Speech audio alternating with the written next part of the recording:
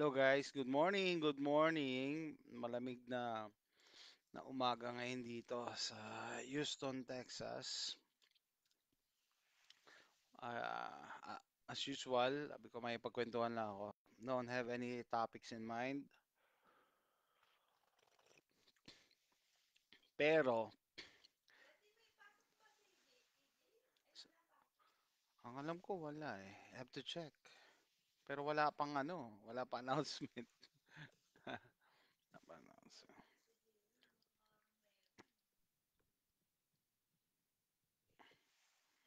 Wala pang announcement. Sandali.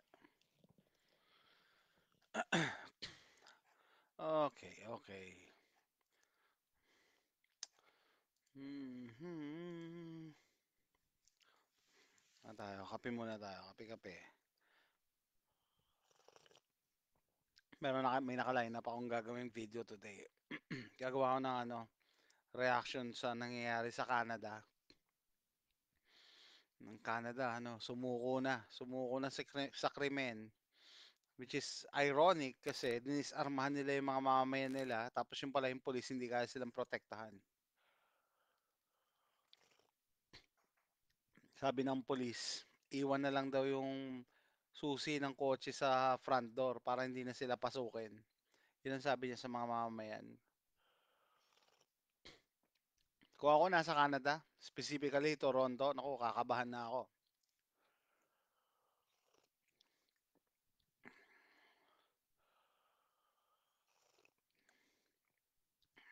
Ano pa? Tapos may binili akong gun magnet sa kotse. Try kong install ngayon. Kaso gloomy, ang pangit mag-film sa labas pag gloomy. Madilim ngayon eh. Kasi cloudy. Lumamig uli. Spring has sprung. Spring na dito. Pero humirit pa uli yung lamig. Kaya this past few days, no, nagka-problema ako sa allergies. Spring kasi season. Allergy season. So, yan, maraming pollens. And just so happen, Monday nag-camping ako, Thursday nag-camping uli ako. Kaya sabi ng miss ko, kaya ka na allergy, labas ka ng labas eh.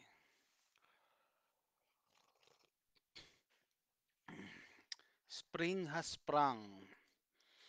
Tapos na para sa akin tapos na yung March eh. Today is March 18, 2024. Time check 7:43 a.m. Sa Pilipinas, 8:43 p.m. Yun nga nagpalit na kami ng dito. DST kasi rito eh, Daylight Saving Time.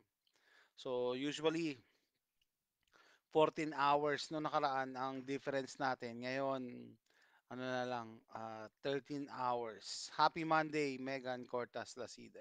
Uy, happy Monday sa'yo. No, alam ko marami tayong kababayan no, may pasok ngayon or nasa trabaho. Hindi ko pa hindi ko pa na-check yung mga comments. Dali. Hindi ko pa na-check. Kahatid ko lang ng anak ko sa bus stop eh. Balik ko dito, timpla ako ng kape. Hindi ko pa talaga na open yung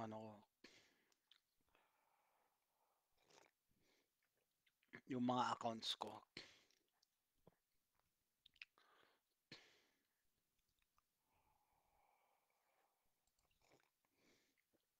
Yeah, alam ko, Joms Loren, kilala kita.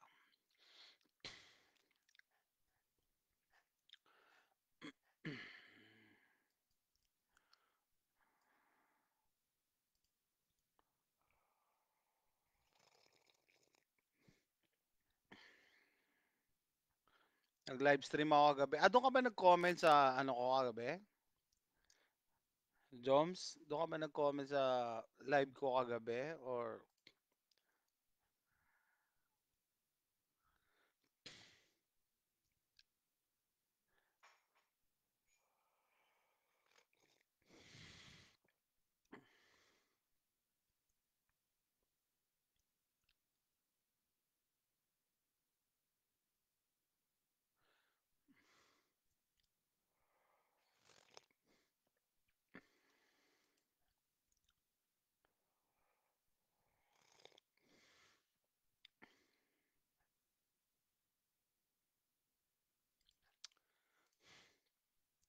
Good morning. Oy, good morning, Jed, 'no.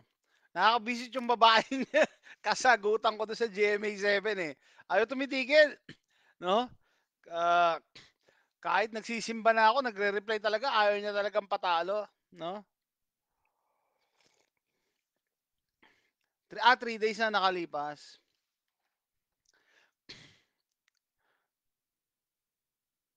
'no. Jed, 'no, yung ano, yung nagko-comment dun sa kay Aura sa GMA7, ayaw talaga patalo. Sabi ko, nagsisimba na ako, kita ko nagre-reply pa din yung babae, ayaw patalo, feeling magaling. Nag-ano, feeling magaling. Do'n sa hindi nakakaalam, guys, 'no, merong post kasi yung ano, yung GMA7, yung tungkol sa pag-graduate ng ama ni Aura, 'no. So, yun nga, 'no, tatay ni Aura ang grumaduate, parang, nakalimutan ko na kung anong ginraduate niya. Ron Marcaida, gandang gabi. Gandang gabi sa inyo, 'no. Tapos ang tawag ng GMA7 kay Aura, she tsaka her ang pronouns. Kaya nag-react ako. Tapos meron dun tagapagtanggol niya ni Aura na galit sa akin. Sabi, educate yourself daw kasi yung ano, gender identity, blah blah blah. Inano niya sa Google, no. Which is ano talaga, kita niyo yung kabataan natin ngayon, no? Masyadong ano na, ginagaya na yung ano ng US, yung pagiging woke. Woke, WOKE. Hindi ako tinatantanan. Kada comment ko talagang re-reply siya. Galit na galit pa. Sabi ko, why are you so angry? Sabi ko, why are you so angry? Diba, I thought love wins. Galit na galit, minura pa ako. Sabi, nagano tuloy ako ng GIF na ano, love wins. Alam mo naman, sir, Pilipino. Yan nga eh. Guys, no, tayo mga Pilipino talaga, ako nasa Amerika ako eh. Pero tingnan mo yung kababayan natin nasa Pilipinas, talagang sampalataya sa US na lahat ginagaya, pati yung woke, no? Pati yung gender identity ginagaya na sa Pilipinas. Ano ba naman 'yan? Nakakainip ang bading talaga. Pati gender identity ginagaya na sa Pilipinas. Tanda mo sa ladyboy na binugbog sa Thailand. Yan ang nakakainis eh. Babae pa 'to, kaya nga ang masama niyan, kung sino pa yung mga babae, yan yung nakikipaglaban para sa mga LGBT. Hindi nyo alam, kayo tatamaan yan. Magte-take over sila sa female sports, magte-take over sila sa mga pageant, ayan, 'di ba, Miss Universe nga, mga trans ang pinapadalang representative, 'di ba?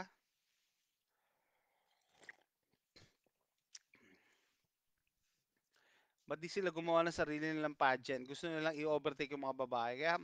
Kaya yung mga babae talagang napakatanga na pinagtatanggol yung trans agenda. Hindi nyo alam, kayo yung tatamaan yan. Kayo tatamaan yan. Like, example sa sports, sa female sports, may mga trans na lalaki na nag-identify na babae, nagba-basketball, di ba? Pero wala kang makitang babae na mag-identify na lalaki na maglalaro sa NBA. Hindi nila kaya. Hindi talaga kaya. Kaya ginawa na ng ano yan eh, ng movie ng ano, ng Lady Ballers ang title, nakakatawa. Sinamantala nila eh, kasi pumapayag eh, pumapayag. Kaya yung mga lalaki nag-identify na as ano, babae, tinatalo nila yung mga babae sa basketball. Okay, so yan ang ano ngayon, yung mga happening sa akin ngayon. No, abangan nyo. Tapos mamaya gagawa nga ako ng reaction video yung nangyayari sa Canada. Grabe. No, suko na yung mga polis. Specifically sa Toronto. Mantakin nyo, sabi eh, ilagay na lang daw yung car keys sa front door para hindi na kayo pasukin sa bahay. Kasi daw yung mga magnanakaw yan, armado daw yan ng totoong baril. Hindi yan laro ang baril. Talagang tinatakot pa yung mga tao. So, sabi nga namin na miss ko nung narinig namin yun, no? Right from the policeman's mouth. E di sana ilagay nyo na rin sa front door yung mga alahas nyo, tsaka yung mga passport nyo, tsaka yung social security number nyo kasi parang hindi na kayo pasukin sa bahay. 'Di ba? Kung ganun pala ang reasoning, lagay nyo na sa front door. Oh, so sa ganyan nangyayari, aayaw pa kayo sa Second Amendment? May nag-comment din sa video ko eh, na nasaktan daw siya kasi ba't daw sinasabihan ko yung mga Pilipinoy, no, sa Pilipinas, ayaw sa kalayaan. Sabi niya, eh hindi naman ano, hindi lang talaga sila makaalis sa Pilipinas. Sabi ko hindi lang naman sa Pilipinas eh. May mga Pinoy, mas malupit nga yung mga Pinoy na nandito sa US eh. Binigyan sila ng Second Amendment pero ayaw nila ng Second Amendment. Binigyan sila ng freedom of speech, ayaw nilang gamitin yung freedom of speech kasi pwede sila, ayaw nila maka-offend, 'di ba? Yan yung mga taong ayaw sa kalayaan na utak alipin hanggang ngayon. Kaya sabi nga kaibigan natin, ano eh, siguro dahil sa colonial mentality, sinanay na sunod-sunuran tayo sa amo natin. Imagine nyo, 350 years tayong sinakop ng Spain, tapos Amerika, tapos Japan, tapos Amerika uli, di ba? Kaya hanggang ngayon, utak alipin yung iba nating kababayan. Malamang nakabobolent na yan at pipila pa din basta sinabi ng GMA. Yun nga, yung profile pic niya, kung pwede lang eh. Asan ba si Jed? Baka pwede i-send mo nga, i-paste mo dito yung link para makita ng mga ano natin, followers natin. Tinignan ko yung profile pic niya, merong mask, nakamas siya. Tapos, ganun sabi ko, oy, ano, sabi ko, no wonder na, nagmamask ka pala, ano, kaya pala ganyan ka kasi sheeple ka, eh. Sunod-sunuran, eh, kung ano sabihin ng media, like GMA7 naniniwala ka, 'di ba? Tapos, ano ka, wala na daw akong ano, that's the best you got. Inaano ko daw yung ano, yung nag-aano ko daw, nagba-box joke daw ako. Totoo naman eh. Kung 2024 at nagmamask ka pa, there is something wrong in your head. 'Di ba? Sabi ko, dapat i-reevaluate mo yung ano mo eh, yung buhay mo eh. 2024 na, 'di ba? Nagmamask ka pa. Yung proud pa siya, nasa profile pic niya pa, yung mask. Tapos pa English pa. Di ako napapano eh, nagalit siya sa akin eh. STFU daw ako. Sabi niya gano'n. Nakakano, no? Di ba nakakatawa yon? Kung sino yung nasa Pilipinas, alam ko nasa Pilipinas siya eh. Siya pa English sa akin. Ako pa yung ini-English niya, no? Eh ako nasa Amerika ako. Di ba? Nakakatawa yon. Pa English pa eh. Tapos, tinignan ko yung profile pic niya. Work sa, ano daw, JP Morgan Chase. So, I'm sure, ano to, call center agent ng JP Morgan. Hindi ko, yun pa nakakatawa eh. Nagko-call center lang siya sa ano, no, sa JP Morgan. Kala mo, alam niyo yung mga kasabihan na, yung ibon na nakapatong sa kalabaw, feeling niya mas mataas pa siya sa kalabaw. 'Di ba? May TV lang, sir. Hindi nga, feeling ko talaga naapektuhan na talaga yung utak eh.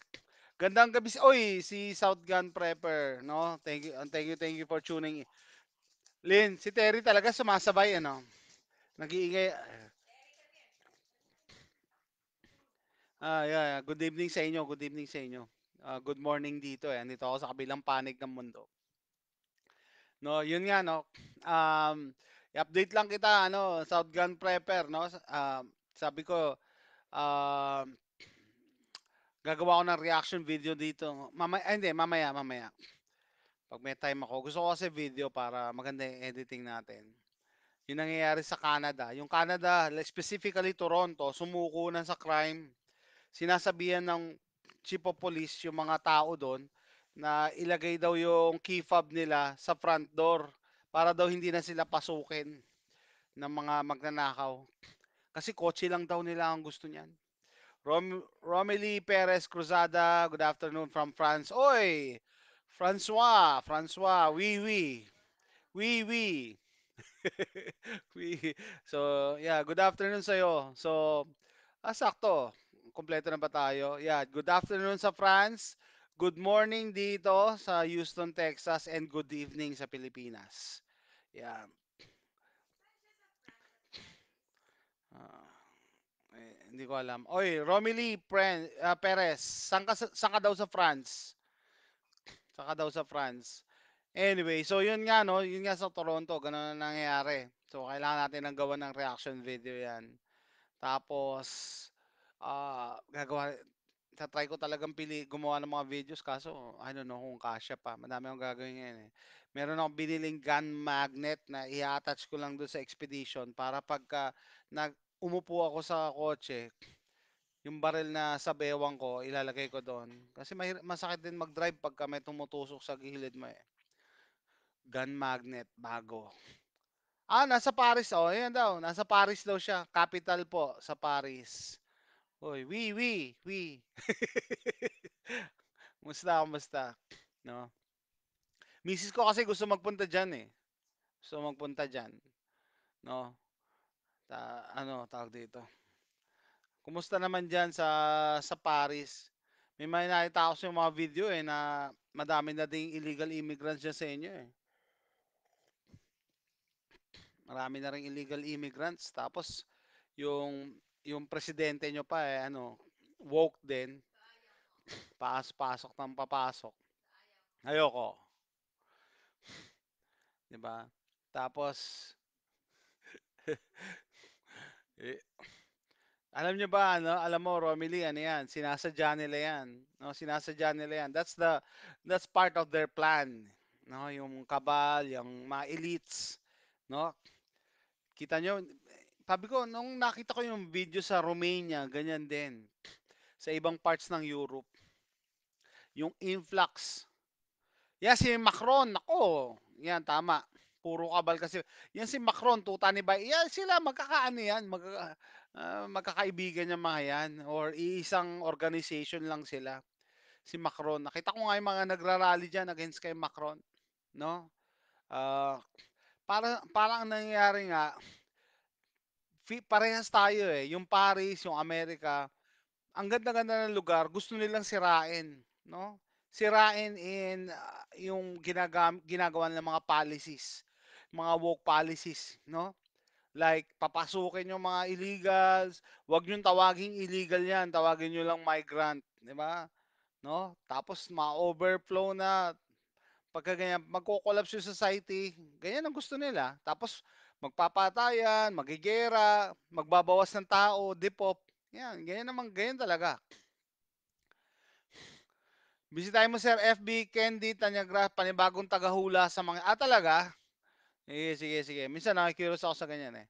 Nasa cover ng magazine, asawa ni Macron, parang trans daw. Ay nako, hindi na ako magdududa, no? Kasi alam nyo guys, yung mga nagpupush ng mga liberal agenda, mga woke agenda, there's something wrong with their head. Iba.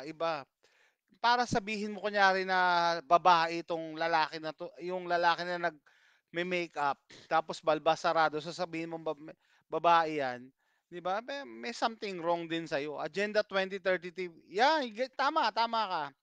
Agenda 2030 po yung globalist ka ba? Yan nga. Kaya pare-parehas, kahit nag-iiba lang ng lugar. Ayan, sa Pilipinas, ganyan din. Ipupush din nila yan. Kaya nga na-mention ko yung GMA eh. Nagpupush ng woke agenda. Tapos palagi silang, 'di ba, yung mga trans agenda pinupush nila, yung mga drag queen, mga drag show pinupush nila, 'di ba? Which is sad kasi dati hindi ganyan ng GMA7, no? Kaya gumawa sila, yeah. Kasi nga ano, hindi lahat mawa-wipe out sa ganito. So kailangan nila ng war. Yan, kailangan nila ng war, kailangan nila ng giyera kasama diyan. Tsaka yung mga calamities, hindi ko alam kung totoo yung weather manipulation pero parang nakakapagduda na totoo eh, no? Yung ginagawa nila yung seeding sa sky, nako, weather manipulation 'yan. Yung friend ko sa Canada, ninakaw sa Kenya. After a week, yung car naman ng hobby niya, ninakaw. Partida pa yon, parehong may theft alarm sa sakyan. Mistilan Channel, alam mo ba yung in-interview nila sa videos, nasa YouTube yun eh. Yung lalaking ninakawan ng, GMC Yukon, bago daw yon ninakawan na din sila ng una, 'no. Tapos yung GMC Yukon niya merong, AirTag, Apple AirTag. So nata-track daw niya. Nung na-track na 'yan sa ano, sa pier, sabi nung pulis wala na daw sa jurisdiction nila dapat kita niyo yung pulis sa, Canada, mga walang silbi. Tapos nakita niya sa ano, sa AirTag, binyahe sa Dubai, binebenta sa Dubai yung sasakyan niya, GMC Yukon, 'no. Nung nasa Dubai na yung sasakyan, nag-hire siya ng ano, private investigator. Tinignan, kinonfirm yung ano, yung serial number. Yun nga, binebenta sa Dubai, 'no. Okay, sige, sige, sige, work ka muna, 'no, next time. Thank you, thank you. Thank you for dropping by, 'no. So ano, tawag dito, 'no, confirm binabiyahe dun sa Middle East yung mga sasakyan. Kaya walang silbi yung ano, yung pulis ng Canada, and wala lang ang silbi ang pulis, dinisarmahan pa ang mga ano, Canadians, yung mga nakatira sa Canada. Pinagmamalaki ni Trudeau, una, tinanggal niya yung mga assault weapons, yung mga rifles. Tapos pati pistols tinanggal. Oh, wala na talaga panlaban. Tapos tatakutin sila ng pulis na, "Uy, wag niyo daw labanan yung mga magnanakaw kasi ang gusto lang yan kunin yung sasakyan." Armado daw yan ng real guns, hindi toy guns, kaya natatakot pa eh. Your thoughts po, sir, about US Marines and soldiers dumating sa Pilipinas? Well, part sa ano yan eh. Part sa agreement yan eh, ng ano eh, ng US sa Pilipinas eh. Yan si Big Brother eh. So, ang nangyayari nga dyan, military posturing lang. Posturing muna. Para bang pag nag-chess kayo, di ba? Pinupwesto muna. And ulitin ko, sa Japan daw may streptococcal infection, so di malaman saan galing. Alam na natin kung saan galing yan. Artificially made yan. Galing yan sa laboratory, sure ako yan. No? Merong joke na ano eh, what's the difference between Vegas and Wuhan? Yung Vegas daw, what happens in Vegas stays in Vegas. Sa Wuhan, kalat sa buong mundo eh. 'Di ba? Nung una, gusto pa nila i-deny yun eh. So, whatever na darating at this point in time na may darating na sakit, I'm sure lab grown yan. Lab grown yan. Tapos pagtatakpan lang nila. Anyway, balik tayo dyan sa nangyari sa Pilipinas, no? So, nag-post ako last week ba about yung survey ng Okta nga, yung Okta Research, 7 out of 10 daw sa Pilipino na nasa Pilipinas willing ipagtanggol ang bayan. And then may mga kumukontra, sabi, hindi natin yan gera, hindi natin yan gera. Well, anong gagawin mo pag nagmarcha na yung ano, yung invading forces sa harap ng bahay mo? Ano man sabihin mo, oy, ano ako, hindi, neutral ako, Switzerland ako. Pwede ba yon? Sasabihin mo doon sa mga Chinese PLA, Philippine, People's Liberation Army, nagmamarcha na from Manila Bay. Tataas mo yung kamay mo, sabi mo, uy, ano ko, neutral, neutral. Hindi namin gera to. Bakit ba? Yung World War II, gera ba natin yon? Hindi natin gera yon, di ba? Pero anong ginawa sa atin? Pinatay, mga kaninunuan natin, lolo't lola natin, ni-rape pa yung mga lola, kaya nga may mga comfort women, tapos dinurog yung ano.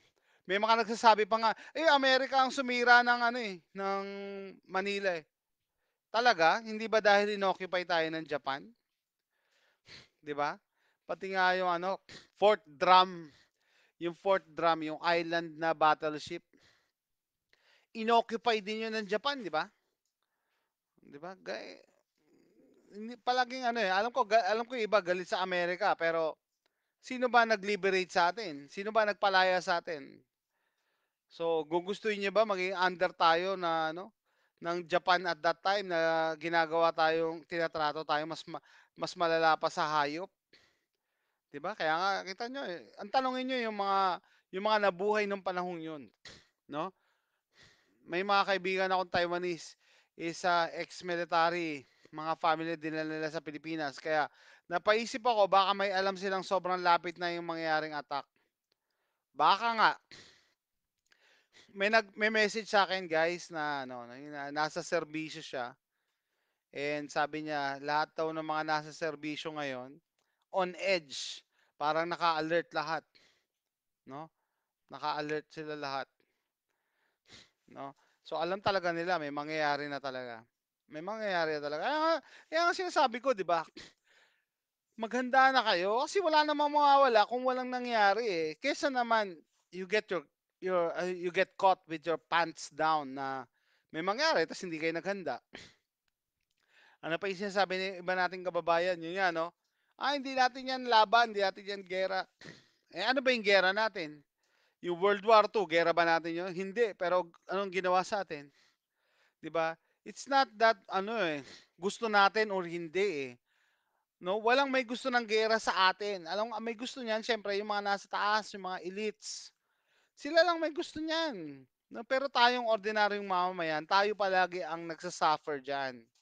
Kasi sabi nga part ng Agenda 2030, yung mga plano ng cabals na yan, mga elites, depop, gusto nila magbawas, 'no? Gusto nila magbawas ng tao, 'no? So, hindi mo 'yan ano, hindi mo 'yan wala sa'yo 'yan. Hindi ikaw ang magde-decide kung maggigiyera tayo o hindi. Pero the question is, kung nandiyan na yung giyera, anong gagawin mo, 'di ba? Sasabihin mo, "Ay hindi kami ano, neutral kami, Switzerland kami." 'Di ba? Kahit nga yung isa kong kaibigan na Taiwanese na nandito sa Pilipinas, nag-text sa kanya ng Taiwan government, pinababalik siya sa Taiwan for military training. Last month lang nag-text sa kanya. Yeah, hey, kaya nga 'no, lahat ng nasa serbisyo ngayon on edge na. Naghihintay lang talaga ng ano, command. Naghihintay sila ng command. Uulitin ko 'no, hindi ko gusto magkagera. Walang may gusto ako, kahit madami akong barel, contrary to what others think. Ang iniisip ng mga anti-guns 'no, just because may baril ka, parang kating-kati ka gamitin. Hindi. I've seen yung damage ng gunshot wound sa katawan. Naku, hindi niyo gugustuhin. Hindi niyo gugustuhin 'yun. Kahit makakita kayo ng mga gano'n, mga nabaril, hindi niyo gugustuhin 'yun. Hindi 'yun ano, hindi 'yun normal na makita. And lalo na siguro kung kilala mo yung tatamaan. Kasi ako dati nag-o-OR ako, eh, kaya nakita ko yung mga gunshot wound, napapailing ako, eh. Minsan 'no, most of the time namamatay, 'no, yung tinatamaan. Kasi sa Pilipinas, may pasyente kami no'n, eh, binaril ng shotgun, daming bulitas. Isa-isa 'yan tatanggalin ng surgeon. Nag-a-assist ako do'n sa surgeon, eh. Isa-isa tatanggalin yung bulitas. Tapos habang tinatanggal yung surgeon nakikipagkuwentuhan sa'min. Sabi, "Ay mamamatay din 'to." Ginagawa niya lang daw 'yun for show kasi yung magulang daw nung nabaril, wala daw mahanap na dugo. Which is totoo naman, 'no? Imaginin mo ikaw na yung nabaril, ikaw pa maghahanap ka ng dugo sa Pilipinas, 'di ba? Ano ba nangyari sa atin? Wala daw mahanap ng dugo. Which is although napaka-cold nung comment nung surgeon na kasama namin, totoo naman hindi magsu-survive yung inooperahan niya ng walang ano, BT or blood transfusion. Kaya ginagawa niya lang yung trabaho niya para hindi siya mademanda pero alam niya mamamatay yun kasi kailangan nun ng blood transfusion. Panahon ng CAFGO mga kasama ko sa ulo ang tama dahil nasa high ground kalaban, ambush. Naku, yun nga. Yung iba nating kababayan kasi hindi pa nakakita ng mga gunshot wound, 'no? 'Pag hindi matibay sikmura mo babaliktad and parang masisira yung moral mo 'pag nakakita ka ng mga yung iba nga siguro hindi pa nakakita na namamatay, eh. Masisira yung moral mo, masisira ang mood mo, baka ma-trauma ka. Kaya maling-mali yung inaakala ng mga anti-gun na just because may baril ako, atat na akong gamitin na mag-Rambo. Yun nga may nag-comment sa'kin 'no, kaya binlock ko, eh. Amerikano pa yun na ano, friend ko dito sa pinrend ko lang kasi nag-aano din siya about box, nagsasalita pero pagdating sa giyera, Sabi niya sa akin, I'm talking nonsense daw dahil how can you beat China? Isang nuke lang daw mabubura ang Pilipinas. Sabi ko, yung pinagsasabi mo, what you're talking is nonsense. Yung Ukraine at saka Russia, ang tagal na nagigera eh. Ginamitan ba ng nuclear yan? Yung Ukraine? Hindi, di ba? Eh lalo na yung Pilipinas, sobrang lapit natin sa China. Pag ginamitan tayo ng nuclear bomb, yung fallout lang, aabot yan sa mainland China. So, napakalaking kalokohan. Plus, kailangan ng China ang kailangan ng China ang Pilipinas as a drop off point or supply point. Imagine niyo pag nag-base sila sa Pilipinas, 300 kilometers na lang from Batanes, no, nasa Taiwan na. So ba't nila tayo inunok? Yung iba nananakot dahil ayaw pa nilang aminin na duwag sila eh, no? Naduwag sila na ayaw nilang lumaban. So, pagka ganun mag-comment yung tao, anong gusto mo? Pag nagmarsya yung China sa Manila Bay, luluhod ka na lang, tapos gaganyan-ganyan ka, 'di ba? Yung mga ninuno natin kahit nakapaa noon, nakapaa, itak lang ang ano, nilabanan nila yung mga Amerikano na mga kompleto sa gear, na nakasapatos, kompleto uniform, rifle. Ano mang ginagamit ng mga sundalo noon? Remington ba o yeah, Remington rifles, mga sinaunang rifle. Yap, kailangan ng China ang Pinas as staging area. Yes, hindi just because may nuclear bomb ang China, ino-nuclear lahat ng kalaban niya, ino-nuclear. The moment, eto guys, so alam nyo, magdadalawang isip ang China eh. The moment na gumamit ka kasi ng nuclear bomb, open ka na rin na tumanggap ng nuclear bomb. Takot din yan, no? So imagine niyo, pag ikaw, 'di ba? Patas lang. Kung ikaw pagka nagbomba ka ng nuclear bomb, pwede ka na rin bombahin ng nuclear bomb. Similar with Ukraine. Kita nyo? Ilang beses na nababalita na, si Putin, no? Atat na gamitin yung nuclear bomb niya, pero hindi niya ginagamit. Kasi alam niya yung consequence. Pag siya binomba ng nuclear bomb, anong gagawin niya? Lahat magbobombahan na. Kaya huwag kayong magpapatakot ng ganun. Nasa Pinas ang alas. 'Di ba kaya nga tayo ginamit ng Hapon? Kaya tayo sinakop ng Hapon kasi kailangan nila yung location natin eh. Ang daming dumadaan sa dagat eh. Kailangan nila yung location natin para doon maglalagay ng supply. Kaya yung mga nagsasalita na, wag na tayo lumaban sa China, hindi natin kaya ang China, hindi natin kaya. Yung Taiwan nga mas maliit pa sa atin eh. Alam niyo sabi ng mga Taiwanese, hindi natin kailangan manalo, kailangan lang natin mag-resist. We just need to resist. Tama nga naman, kesa naglanding pa lang yung mga incheck diyan sa Manila Bay, lumuhod ka na, ready ka na magpaalipin. Wala sa dugo natin 'yan. Wala sa dugo natin yung ganyan. And mind you guys, papaalala ko lang, in times of war, treason is punishable by death. Ha? Wag nyo isipin kumampi sa kalaban kasi treason is punishable by death, no? Kaya yung mga balimbing yan, pag-isip-isipan nyo mga mga strategy nyo. Nagpunta si Budolman sa Germany, kinubkob na raw ng China ang mga isla natin. Nag-speech, talaga? Nag-speech daw na malamang may agenda si Balot at Budolman na martial law. Prediction ni Attorney Roque, plan B nila pag di nagtagumpay ang Chacha. Yeah. Yeah, politics is dirty talaga. Alam nyo, naniniwala ako dyan sa sinabi mo of Lodor Estabel. Kasi may mga plan B yan. Hindi yan may plan B talaga sila, no? Yan, pagka hindi umepekto to, makikipaggera tayo. Pag hindi umepekto yan, betchin uli. Kung ano-ano yan. At the end, sila nasa taas, sila matitira, no?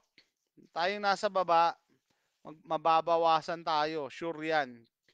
Kasi nga, 'di ba? According to the Georgia Guidestones, keep the population below 500 million. Nasa 8 billion na tayo. So, ganun kadami. Ganun kadami mawawala. Okay, do the math. Subtract niyo lang. Magandang gabi po. Dito kasi sa amin pinipilit na kumuha ng national ID. Mula 1 year old pataas, ano kaya ang plano nila? Edsel, Abril. Yung iba nga 'no, pumapalag, 1 year old na lang. Paano pipicturean yung 1 year old? Smile, 'di ba? Paano pipicturean? Eh, alam naman natin na pagka-baby nagbabago pa ang features. Anong purpose? Ha? Anong purpose? Ba't pati baby, 1 year old? Meron talaga silang ano, may agenda 'yan, 'no? I'm sorry, siguro ngayon haka-haka pa lang, hindi pa natin nade-decipher, pero nakakapagduda nga naman, 1 year old pa lang kukunan na ng national ID. Alam naman natin na nagbabago pa yung features ng baby, toddler. Ang purpose niyan is para ma-track kayo na ikaw, o Jason, alam ko, ah, ano kayo, 5 kayo sa pamilya, ito ang anak mo, ganyan, ganyan. Yan, ita-track kayo. Yan, lahat tayo pala ita-track. Yan ang purpose niyan. Hindi yan para sa safety. Ano niyo yun, parang yung sinabi nila na, oh, yung SIM registration, para mawala ang scammer. Ano nangyari? 'Di ba? Kamag-anak ng senador, na-scam, iyak, 'di ba? So ibig sabihin hindi yan para sa safety. Minsan yung ginagawa nila sasabihin lang nila safety para sumunod kayo. Para maging safe kayo, para mawala ang scammer. Ang dami nagpa-register ng SIM. O ano nangyari? Ba't may mga scammer pa din? May nahuli nga sa ano, 'di ba? Na Malaysian sa hotel na nagbebenta ng mga ano, cloning device ng SIM card. Kaya napakalaking kalokohan, no? Mas dumami nga kasi parang binenta information. That is true.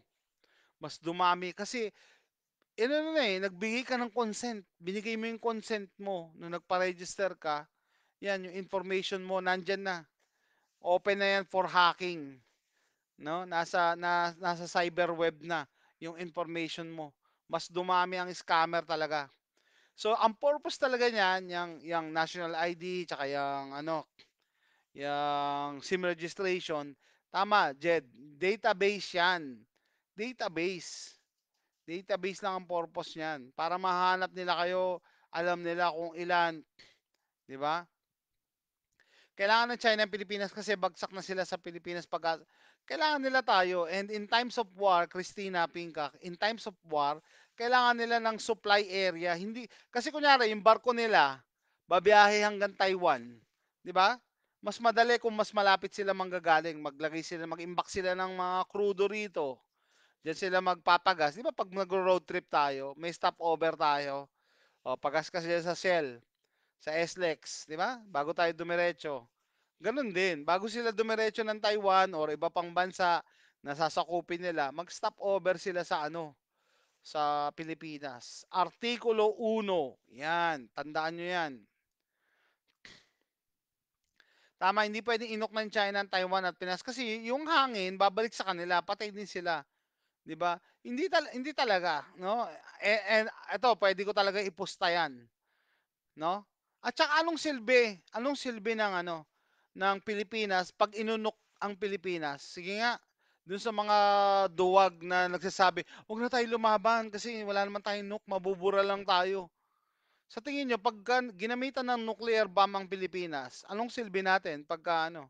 Wala, hindi sila pwedeng mag-landing sa Pilipinas pagka contaminated ang area. No, hindi pwede. Tapos sabi ko nga, pag humangin yung ano, yung hangin, madadala yung radioactive materials. Yung tubig, madadala yung radioactive. Sa tingin nyo, makakain pa sila ng isda? Diyan sa West Philippine Sea, diyan sa South China Sea? Contaminated na yan. Hindi pwede. No? So, ano lang, common sense lang. Minsan, yung kaduwagan naghahanap lang talaga ng reason para maging duwag sila, no? Para ma-justify yung ano, yung pagiging duwag nila. And yung turo ng mga ninuno natin na kahit nakapaalang at tabak, nakipaglaban sa ano, mga uniformado, naka-boots, kompleto, de baril, pero they tried. They tried.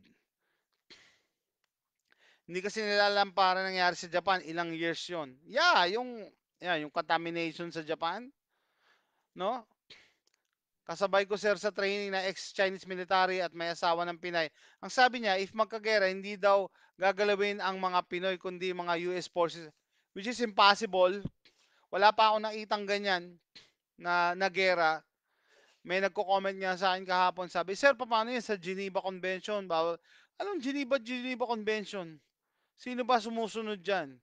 Guidelines lang yan, pero kita nyo yung Vietnam War? Bawal ang torture, pero grabe ang ano dyan. Kinarne talaga nila. Alam nyo yung nung dumating na yung mga communist doon, tapos yung US forces nag-pull out, naiwan doon yung mga lumalaban, yung kinarne nila. Talagang tinorture kung ano-anong ginawa. No? 'Di ba?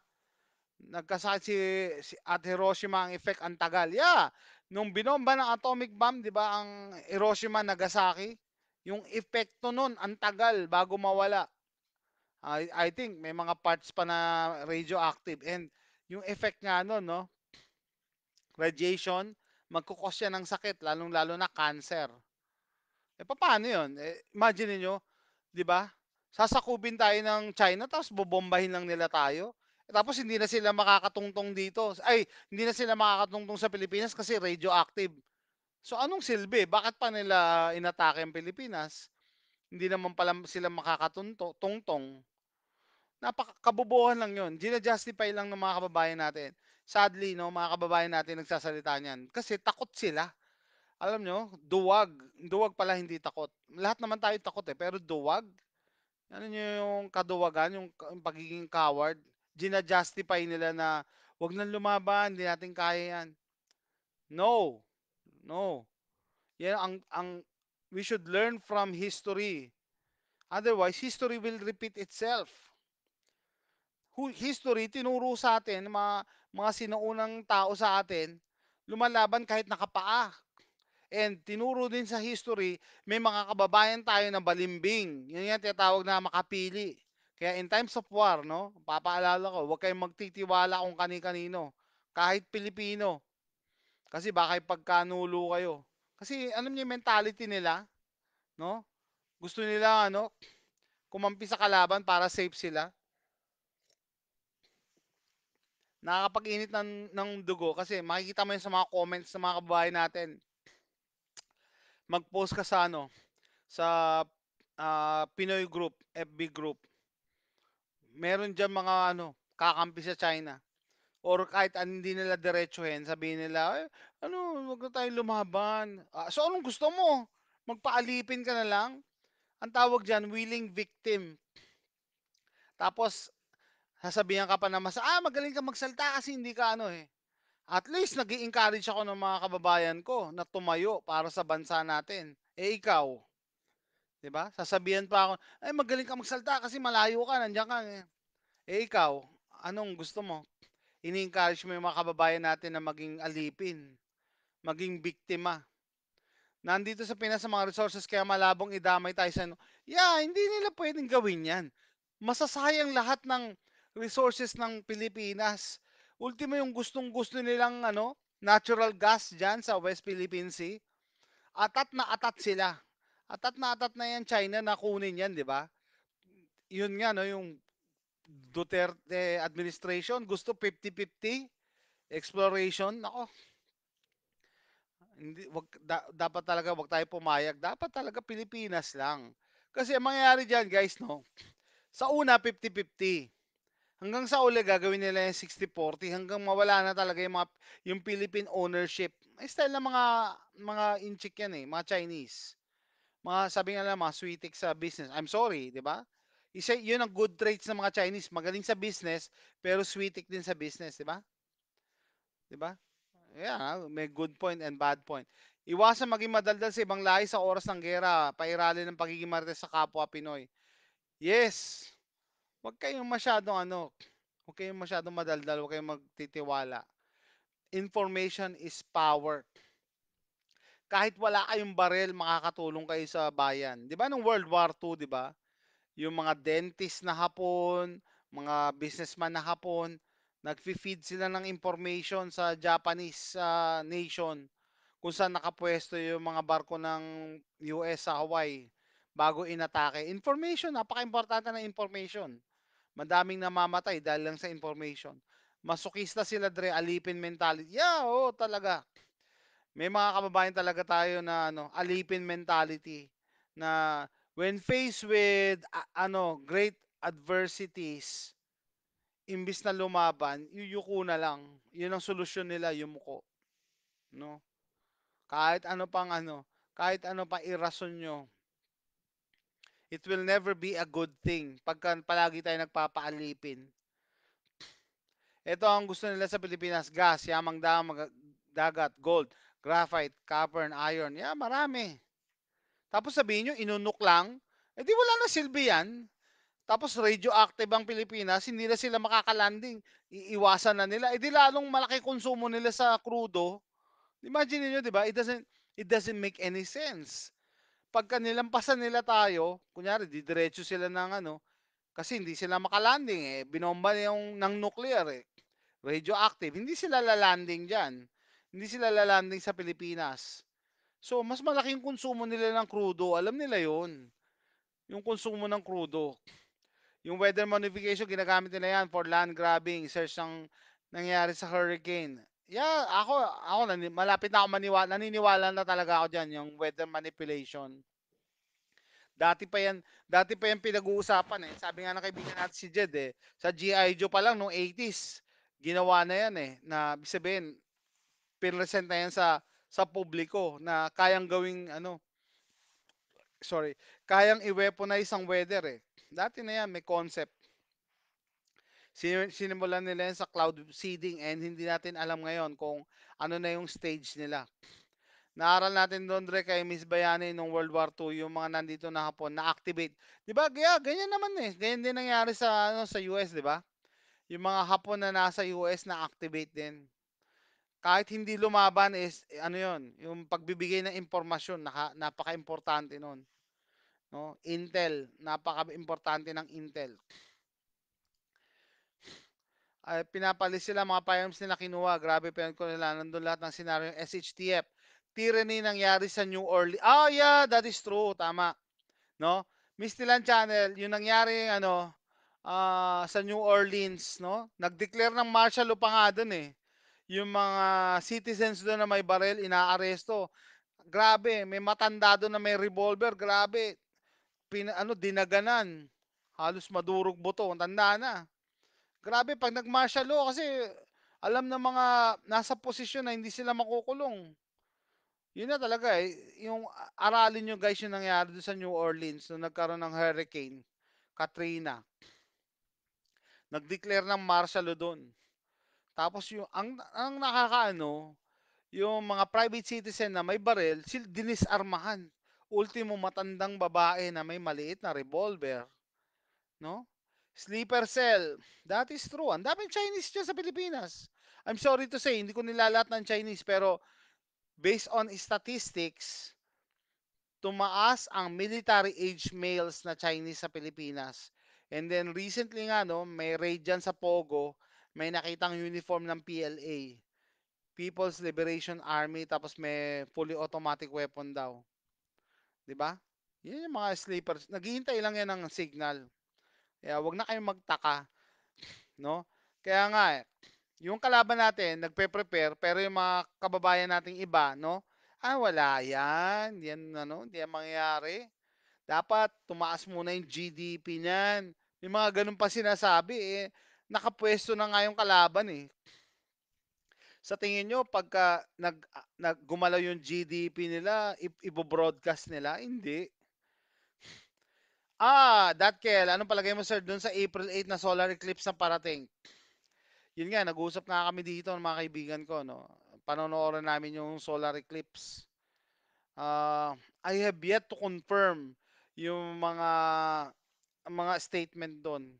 Specifically, yung no, yung pag-suspend ng klase kasi although may nakalagay na solar eclipse lang yan, bakit i-suspend yung klase pero wala pa kami nare-receive na official, no? Kaya hindi ako makapagsalita pa kasi wala pa kami nare-receive dito na walang pasok si AJ.